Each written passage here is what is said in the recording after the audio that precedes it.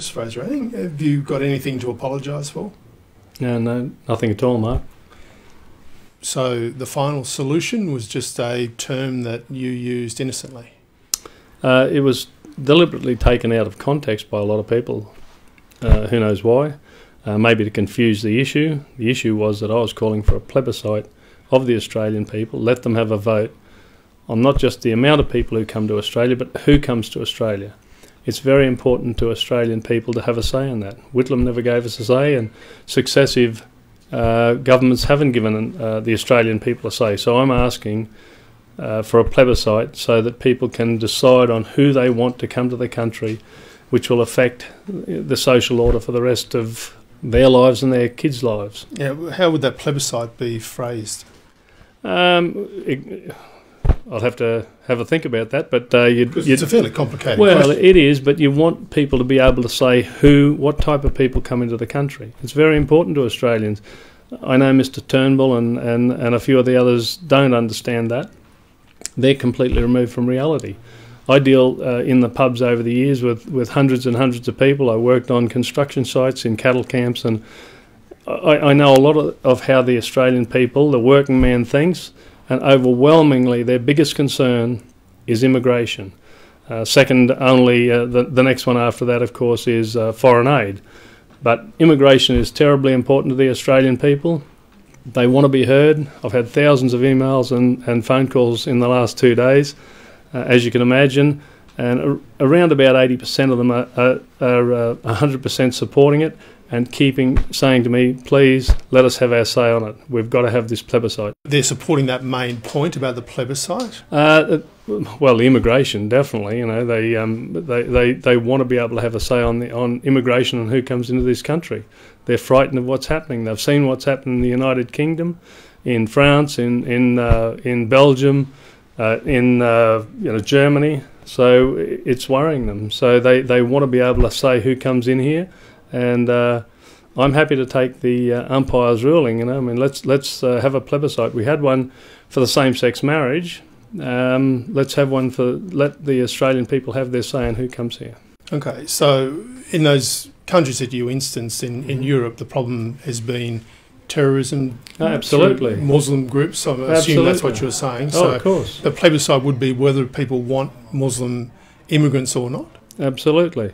Do you want any further Muslim immigration? And let the people of Australia tell us. I don't believe that. I believe that they don't want more Muslim immigration, which is what I said in my speech. Let the Australian people have a say. So tell me what you want. You obviously don't want higher Muslim immigration. What are your concerns? Well, you know, I've seen the destruction all over the world, but right here, you know, the Burke Street massacre. 6 innocent Australians killed. Gagasulis was Greek. Okay, but he's yelling Ali Akbar as he's driving along. What about the one at the police headquarters? What about the Lint Cafe on Man Monis, whatever, executing people, you know, innocent people, Tori and Kathleen, I think it was. So, and what really is the hypocrisy of the whole thing is the charade downstairs yesterday, the theatrics, people crying, wringing of hands, buckets of tears for 2 words in my speech taken out of context. Where were the tears from those same people? Where were their speeches with tears for the innocent Australian lives that were taken on those different slaughters, those terrorist attacks? I mean, I was there for those speeches. They were terrific speeches. Yeah. And in response to the Lint Cafe, there were many tears and many very noble words spoken in the Parliament. Yeah. Okay, well, I didn't notice a lot in the ones that I saw, but you know, you may be right. I'm just saying that there's a lot of theatrics down there yesterday for 2 words taken out of context, totally taken out of context. As you'd agree, I said the solution to this problem, the final solution to this problem, is a vote by the Australian people. How can you take that out of context? Well, I think it's the term, because it's, I mean, you'd understand it's such a loaded term, the final solution. Well, I don't know. I have a Jewish friend yesterday who sent me 5 clippings from different newspapers and magazines, which I have here, by the way, all with the final solution in there. One of them from a Prime Minister, which is that one there. The final solution, Sydney, Monday, the final solution to the Commonwealth state financial relationships from Mr. McMahon, Billy McMahon. No one got outraged over that. Why is that? Because it's not the same context. You're talking about a discriminatory immigration policy that would leave out Muslims, and the final solution would be a vote of the people. That'd be splitting hairs a little bit. I used final solution. I read through the speech several times, and it never stood out to me that was. Did you write it? Absolutely. They're my because words. When I did watch you, and when I was watching you deliver it, it was you're very articulate talking to me, but you had trouble getting through it, and I wondered whether you'd read it before you were delivering it, because there were words there you struggled to pronounce. Not only did I read it, I read it probably 8 or 10 times. I'm not a naturally a good public speaker, because I come from the bush, and I was never a journalist or a public speaker. So if you feel that I wasn't all that good, I wondered. I just wondered. No, I read it, and look, I did have contribution. Other people contributed to it, obviously, but who? Oh, different staff members, friends. Sir Bob Menzies, Winston Churchill, all sorts of people. I know you quoted them in your speech. So whose line was the final solution? Mine. As far as I know, I wrote all of it. Definitely, all the words that I put in there, I wrote. So, but I did take contributions from other people, as most speeches are made up of contributions. Jim Savage? No, I don't know where that one came from. But no, definitely not Jim Savage. You've heard what he said today? I haven't heard what he said, but somebody told me that that there was something from Jim Savage, but who knows what it was. So he's left a message essentially on a phone that says that he had a meeting with you or a discussion with you in which he encouraged you to make an impact with his first speech. That there's a fair amount of colourful language in the message, but he says that you need to make it really controversial, otherwise it'll just disappear and be forgotten. And he was glad that you had taken his advice on that. No, definitely not to me. He may have been talking to somebody, but I've never had a conversation with him like that. Other people have told me how I should make a speech. Quite a lot of them say, on your maiden speech, do it this way or that way. But look, I can't remember talking to Jim Savage about it.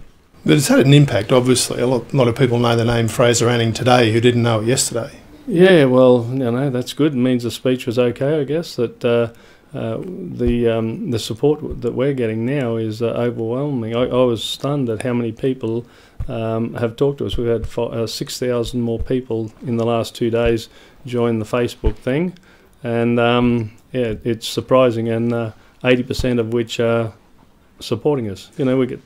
You refer to the other words here, that words like repugnant, disgraceful, insensitive, ignorant, racist, hate speech, a shocking insult to over 6 million Jews killed in the Holocaust, straight from Goebbels' handbook from Nazi Germany. That's in the Parliament. Well, that's the Prime Minister. Oh, those the leader. Yeah. And look, that doesn't interest me at all. The people I speak for are the vast majority of the people who aren't being heard in this country. So what idiot bloody politicians say are the least of my worry. I know they're so removed from reality, these poor buggers, that they're of no consequence to it. Their words don't worry me at all. What I'm interested in are the people of Australia who are backing me pretty much 80%. But it's pretty obvious that these people are saying that you're the idiot bloody politician, not them. And they're welcome to their opinion. I think they're on a collision course with reality. And at the next election, I think Mr. Turnbull and Julie Bishop may find out the truth. That they're not all that well loved by the Australian people. The problem is that the alternative is no better.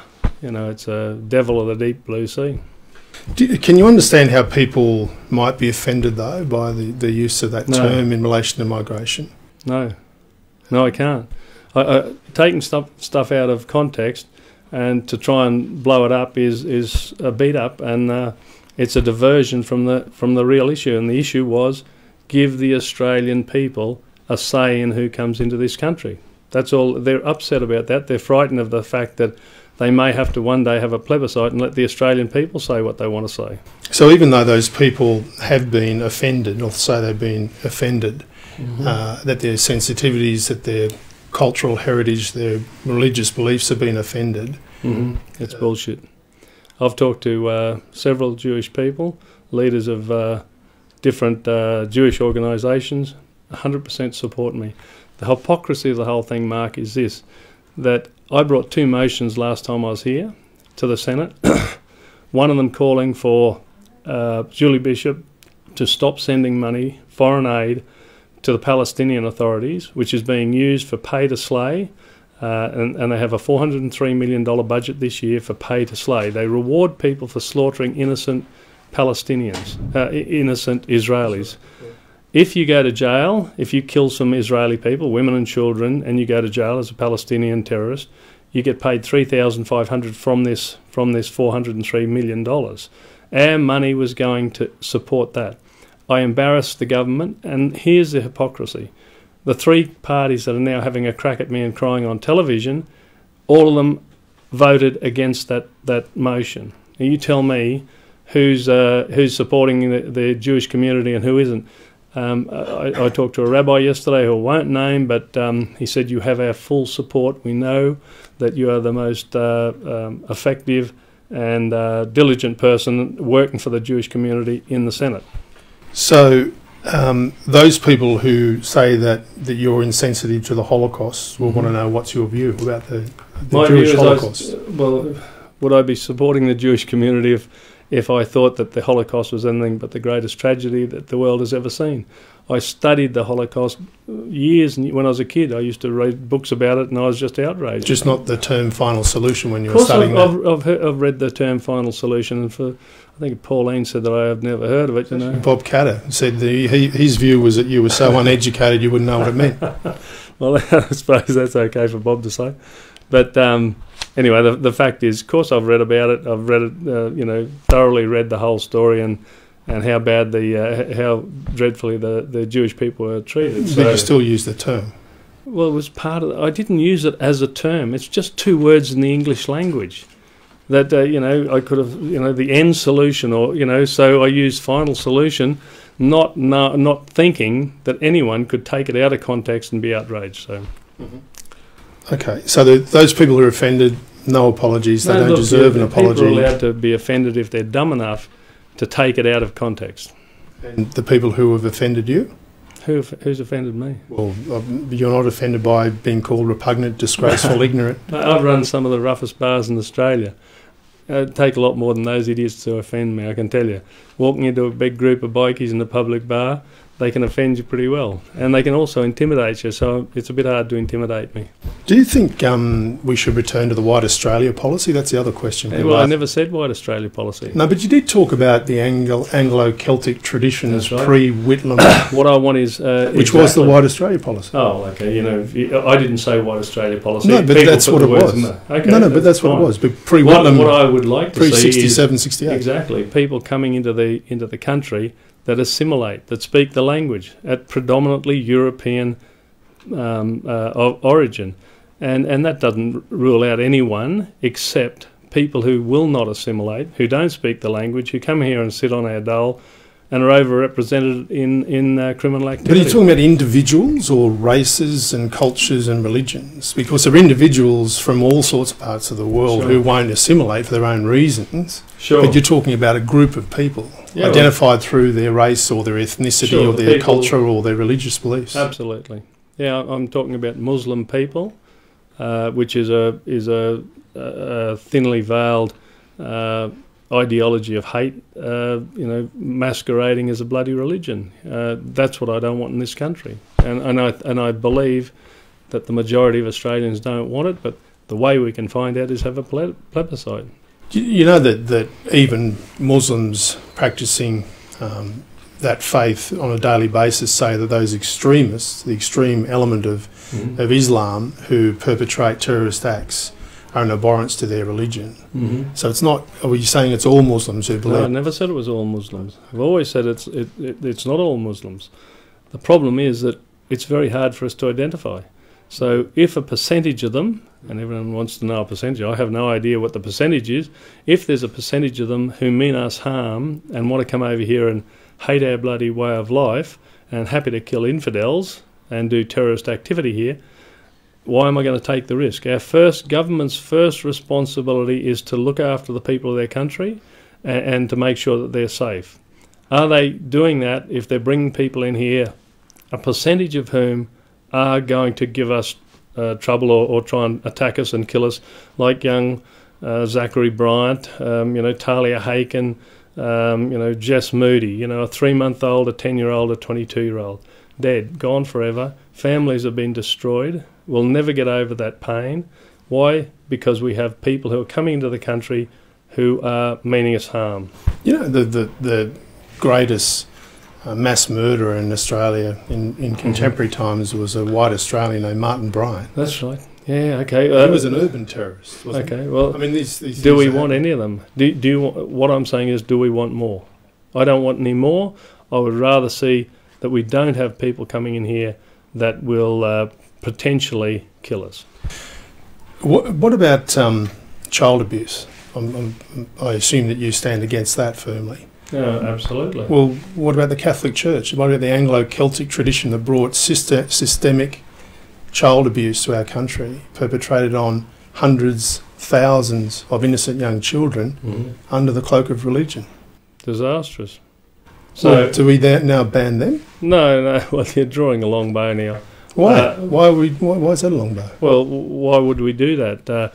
Those people have been brought to justice, or they're being brought to justice. We just had a Royal Commission for institutionalised sexual abuse of children, and we're sorting them out.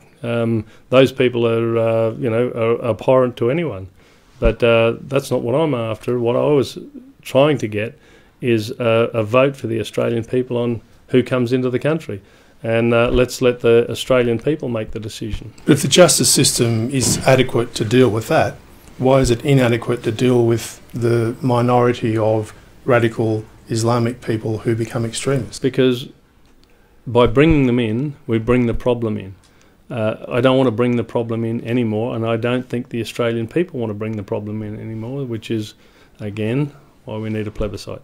So there haven't been plebiscites, but the two deep surveys into Australian beliefs about and opinions towards religion tell us that 80% of people support Muslim immigration. Who did the survey? 25, that's Monash University. So it's a long tail. Some of the left-wingers in the university, did they? No, so it was a large-scale population survey. It's garbage. I know no one. Look, in 34 hotels, I've spoken to hundreds of thousands of people on building sites and, in as I said, in cattle camps and in shearing sheds. And I'd like to do a survey with real people. They're the ones out there doing the work and earning the money. Why haven't they been surveyed? None of them, that, to my knowledge, have ever been surveyed. I was never asked when I was in those different jobs. And I do my own surveys across a public bar. And I can tell you now, 100% of them in my public bars, and you ought to do the survey yourself one day. Go in there and just ask, who wants Muslim immigration, and see what you get. Who wants Julie Bishop to send more money overseas, and see what you get. 100% would be against immigration from... Well, let's say 80. I won't say 100 because there's bound to be a few lefties in there. Has this changed in any way your attitude towards voting with the government on legislation?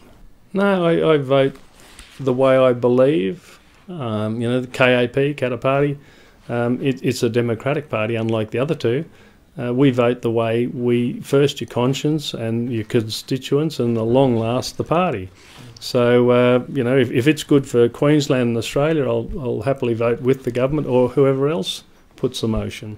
And so when Malcolm Turnbull says he condemns what you say utterly and believes it's a shocking insult to the memories of 6 million Jewish people, how do you respond to that? He's an idiot.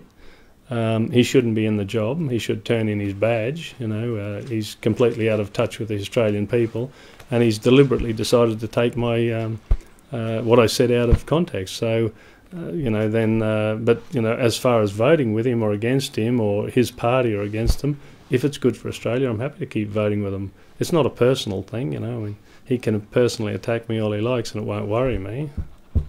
Definitely won't intimidate me. So if you were making the speech again, how would that line read?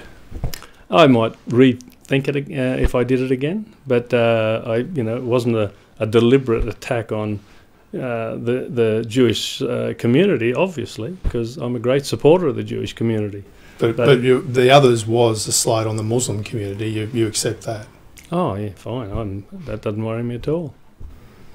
Even though there are people there, good-hearted people who do community That's work. Right. Yeah, exactly. You're not worried that you're putting them in the same basket as extremists? Not at all.